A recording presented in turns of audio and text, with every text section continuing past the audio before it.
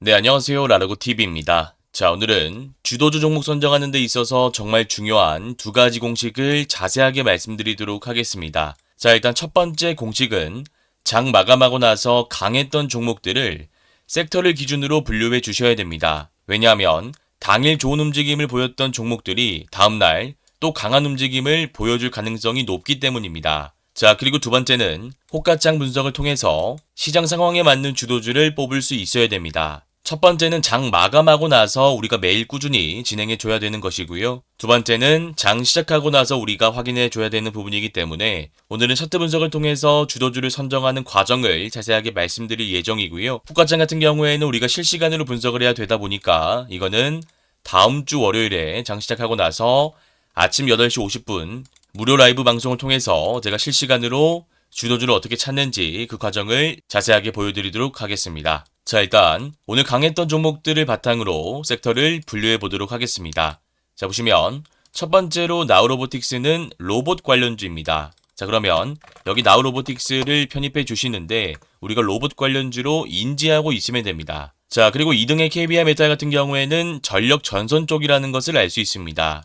자, 그러면 로봇과는 다른 섹터이기 때문에 일단 여기에 KBI 메탈을 넣어 주시는데 따로 분류를 해주시면 됩니다. 자, 그리고 남해화학 같은 경우에는 비료 관련주라는 것을 알 수 있는데 이 비료 관련주는 해지주라고 생각하시면 됩니다. 쉽게 얘기해서 전쟁 관련된 이슈가 지속적으로 나오면서 증시가 빠질 때 올라갈 가능성이 높은 섹터라는 겁니다. 그래서 이 섹터도 로봇 전선과는 다른 섹터이기 때문에 이렇게 편입을 해주는데 따로 분류를 하도록 하겠습니다. 자, 그리고 해성옵틱스 같은 경우에는 특별한 이슈가 없이 실적에 대한 기대감으로 올라가고 있기 때문에 이 종목도 따로 분류를 해주면 되고요. 그 다음 산일전기 같은 경우에는 전력 쪽이기 때문에 KBI 메탈 쪽에 편입을 해주도록 하겠습니다. 자, 그리고 이로운 같은 경우에는 광통신 쪽이기 때문에 이 종목은 따로 편입을 하도록 하겠습니다. 그 다음 아진엑스텍 같은 경우에는 로봇 관련주기 때문에 이 종목은 나우로보틱스 밑에다가 편입하시면 되고요. 그 다음 TC머트리얼즈는 전력이기 때문에 KBI 메탈, 산일전기 그 밑으로 편입하도록 하겠습니다. 자, 그리고 서울반도체는 광통신 관련 이슈가 붙었기 때문에 이 종목은 광통신 섹터에 편입을 해주시면 되고요. 그 다음 대원전선은 전선 섹터니까 전력 쪽에 편입을 해주시면 되고요. 그 다음 퀄리다스 반도체는 반도체이기 때문에 따로 편입을 하도록 하겠습니다. 자, 그리고 세아메카닉스는 실적 관련 이슈, 개별 이슈로 올라가고 있는 종목이기 때문에 우리가 아까 개별주로 넣었었던 해성옵틱스 밑에다가 편입을 해주시면 될 것 같습니다. 자, 그리고 13등의 미래반도체는 반도체 관련주니까 퀄리타스 반도체 쪽에 편입을 해주시면 되고요. 대한전선은 전선 쪽으로 편입을 해주도록 하겠습니다. 자, 그러면 이렇게 첫 번째 공식에 의해서 우리가 당일 강했던 종목들을 기준으로 섹터를 분류했습니다. 첫 번째는 로봇 섹터였고요. 두 번째는 전력 전선 쪽이었습니다. 그리고 세 번째는 비료 관련주, 해지주였고요. 네 번째는 실적 관련된 개별 이슈로 올라가는 종목이었습니다. 그리고 다섯 번째는 광통신이었고요. 마지막은 반도체였습니다. 이제 섹터 안에 있는 대장주들의 차트 분석을 통해서 진짜 강한 종목들을 찾아보는 시간을 가질 건데 일단 로봇의 나우로보틱스부터 살펴보도록 하겠습니다. 상한가 종목은 항상 일봉을 먼저 보는 것이 아니라 분봉을 먼저 보는 것이다 라고 말씀을 드렸습니다. 보시면 이자 상한가를 닫고 나서 풀었다가 다시 닫았기 때문에 2번 패턴으로 보는 것이 맞습니다. 자, 그러면 1번과 2번 패턴은 우리가 일봉 차트 분석을 통해서 시가매매, 종가매매, 단기 스윙, 중장기 스윙 타점을 잡을 수 있다라고 말씀을 드렸는데 우리가 일봉 차트를 볼 때는 거래대금 이평선, 캔들, 매물대, 패턴과 같은 객관적인 지표를 통해서 타점을 잡아야 된다라고 말씀을 드렸습니다. 일단 지금 차트 보시면 이때 상승 파동이 나오고 나서 고점 라인에서 장대 음봉이 거래대금 실린 채 나왔습니다. 일단 이 부분을 첫 번째로 체크해 줘야 되고요. 그 이후에는 장기 이평선 이탈하면서 주가가 빠졌는데 다시 장기 이평선 61선, 121선 돌파하면서 상한가를 만들었기 때문에 세력들의 물량 매집은 어느 정도 진행된 상태다라고 우리가 객관적인 지표를 통해서 확인할 수 있습니다. 자, 그러면 우리는 첫 번째 구간에서 세력들이 물량을 던졌는지 혹은 개인 투자자들이 물량을 던졌는지만 확인해 주면 되는데 지금 보시면 양음양음 구간에서 거래대금이 1,800억이라는 많은 수치가 들어왔습니다만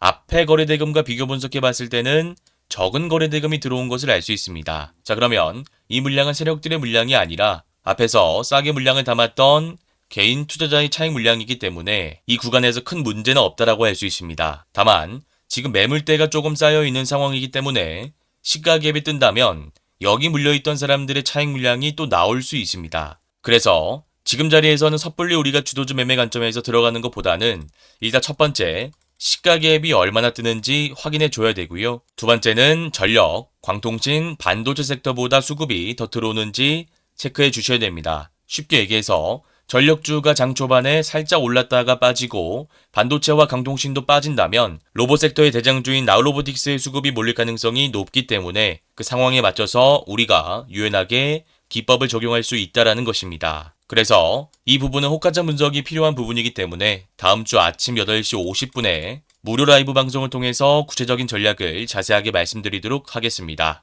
자, 그 다음 전력 섹터 분석해 보도록 하겠습니다. 보시면 KBR 메탈이 대장주로서 상한가 마감한 것을 알 수 있는데 일봉 차트를 먼저 분석하는 것이 아니라 분봉 차트를 먼저 분석해 줘야 됩니다. 이때 상한가를 닫고 나서 한 번도 풀리지 않은 채 종가까지 잘 유지가 됐으니까 이 패턴은 1번 패턴이겠죠. 자, 그러면 1번 패턴과 2번 패턴은 우리가 일봉 차트 분석을 통해서 시초가, 종가, 데이 트레이딩, 단기 중장기 스윙이 모두 가능하다라고 말씀을 드렸습니다. 네, 그래서 일봉 차트에서 중요한 지표들을 살펴본 다음에 정확한 타점을 잡으면 되는데 지금 보시면 상승 추세 구간에서 매물대를 소화하고 상한가가 연속해서 두 번 나온 것을 알 수 있습니다. 방금 살펴본 나우로보틱스 같은 경우에는 이 구간에서 매물대가 남아 있었습니다. 쉽게 얘기해서 여기 물려있는 개인 투자자가 아직 존재한다라는 것이죠. 자, 그런데 KBR 메탈 같은 경우에는 2024년 5월 높은 구간에서 물리신 분들도 지금 들고 있다라는 가정하에 마이너스에서 플러스로 수익이 전환됐다라는 것입니다.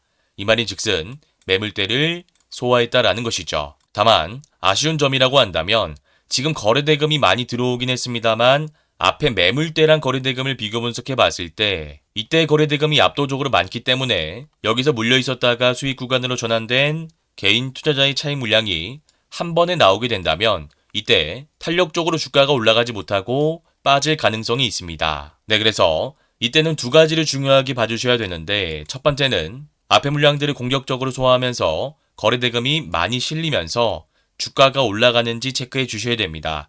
만약 이런 흐름으로 간다면 우리가 주도주 매매 관점에서 KBR 메탈 관심 있게 지켜볼 수가 있는 거죠. 자, 그런데 두 번째, 만약 상승하다가 갑자기 앞에 물량들이 한 번에 나오면서 주가가 빠지게 된다면 이때는 하락 추세가 가속화될 수 있기 때문에 다른 주도주를 찾을 수 있어야 됩니다. 가령 로봇 섹터에 돈이 몰리는 게 이때 확인된다면 대장주인 나우로보틱스를 관심 있게 볼 수 있을 거고요. 만약 증시가 빠지면서 해지 관련주에 돈이 몰린다면 그때는 남해화학을 관심 있게 볼 수 있을 겁니다. 이렇게 시장 상황에 따라서 수급 상황에 따라서 주도주가 바뀔 수 있기 때문에 관련 전략은 마찬가지로 다음 주 아침 8시 50분에 무료 라이브 방송을 통해서 자세하게 말씀드리도록 하겠습니다. 자, 그 다음 산일전기 보시면 이 종목도 전력 섹터 안에서 변압기 관련된 이슈로 올라가고 있는 종목인데 이 종목은 아까 KBR 메탈과는 다르게 월봉 매물대를 소화하면서 주가가 지속적으로 우상향하고 있는 것을 알 수 있습니다. 그래서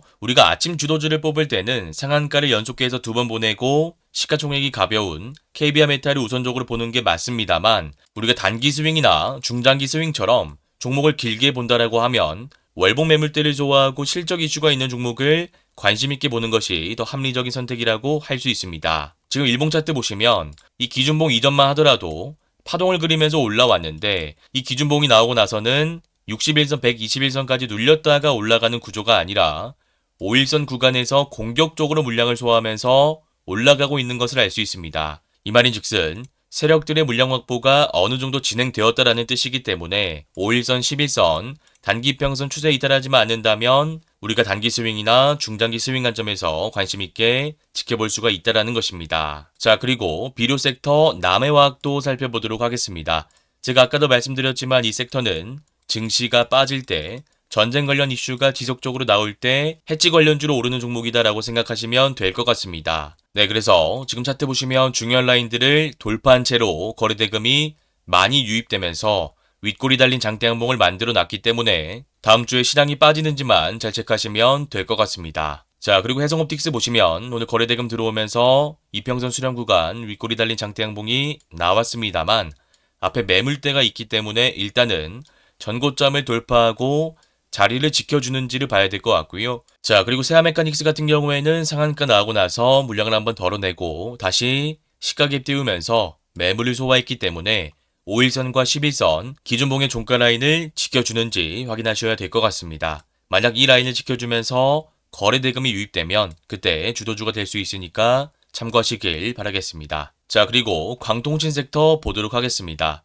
보시면 일단 서울반도체부터 한번 볼 건데요. 공격적인 매집이 나오고 나서 주가가 빠진 다음에 다시 전고점을 돌파하는 장대음봉 캔들이 나왔습니다. 이때 거래대금을 중요하게 봐야 되는데 상승파동 거래대금보다 압도적으로 많이 들어오지 않았기 때문에 세력들의 물량이라고 보기는 힘듭니다. 만약 이게 세력들의 물량이었다면 지금 5일선 자리에서 장대 양봉이 나올 수가 없었을 겁니다. 그래서 지금 자리에서는 5일선 유지하면서 전고점 라인을 돌파하는 장대 양봉이 형성된다면 새로운 광동신 대장주가 형성될 수 있기 때문에 이 부분을 체크해 주시면 될 것 같고요. 자, 그리고 이론 보시면 상승 파동 이후에 주가가 빠졌다가 올라오는 구간에서 앞에 매물로 인해서 지금 윗꼬리가 달린 것을 알 수 있는데 우리가 중요하게 봐야 될 구간은 지금 이 윗꼬리 구간입니다. 여기서 거래대금이 유입되면서 윗꼬리가 달렸다라는 것은 전력섹터 수급이 빠졌을 때 다시 광통신 섹터의 수급이 몰릴 수 있음을 의미하는 것이기 때문에 지금 단기박스권 구간 단기 스윙 관점으로 물량을 모아가다가 반등할 때 매도하는 전략을 수립할 수도 있다라는 말씀을 드리도록 하겠습니다. 자, 그 다음 반도체 섹터 보도록 하겠습니다. 지금 보시면 퀄리다스 반도체와 미래 반도체가 오늘 시가총액이 가볍다 보니까 좋은 움직임이 나온 것을 알 수 있는데 일봉 차트상으로 봤을 때 매물대가 너무 많이 쌓여 있는 것을 확인할 수 있습니다. 자, 그러면 우리가 스윙 관점에서 반도체 섹터를 본다라고 했을 때 차라리 가벼운 종목들을 보는 것보다는 SK 하이닉스나 한미 반도체나 이수페타시스와 같은 대형주를 보는 것이 더 합리적인 선택이 될 수 있다라는 말씀을 드리도록 하겠습니다. 다만 상황에 따라서 시장이 지금처럼 계속 빠진다면 중소형주들도 치고 올라올 수 있으니까 일단 체크는 해 놓으시길 바라겠습니다. 네, 그래서 오늘 내용을 빠르게 한번 정리해 보자면 로봇, 전력, 햇지, 개별, 광통신, 반도체 섹터가 강세 흐름을 보였습니다. 새로운 이슈가 나오지 않는다면 이 안에서 주도주가 될 가능성이 높기 때문에 관련 종목들 차트 분석을 꼭 한번 진행해 주셔야 되고요. 만약 새로운 이슈가 나오거나 증시 변동성이 생긴다면 거기에 맞는 새로운 섹터가 나올 수 있기 때문에 관련된 부분은 다음 주 아침 8시 50분 무료 라이브 방송을 통해서 정말 자세하게 말씀드리도록 하겠습니다. 자, 그리고 혹시나 오늘 내용이 잘 이해가 안 가시거나 어려우신 분들은 제가 직접 운영하고 있는 무료 공부방에도 들어오시면 될 것 같습니다. 이 공부방에서는 제가 유튜브에서 말씀드렸던 종목들에 대한 구체적인 차트 분석 자료도 제공해 드리고 있습니다. 이 공부방에 들어올 수 있는 링크는 제가 고정 댓글에 남겨두도록 하겠습니다. 오늘 영상이 도움되셨다면 구독, 좋아요, 댓글도 한 번씩 꼭 부탁드리겠습니다. 감사합니다. 주린이 분들은 왼쪽 화면을 클릭하시면 되고요. 실전 단타 기법을 배워보고 싶다 하시는 분들은 오른쪽 화면을 클릭하시면 됩니다. 감사합니다.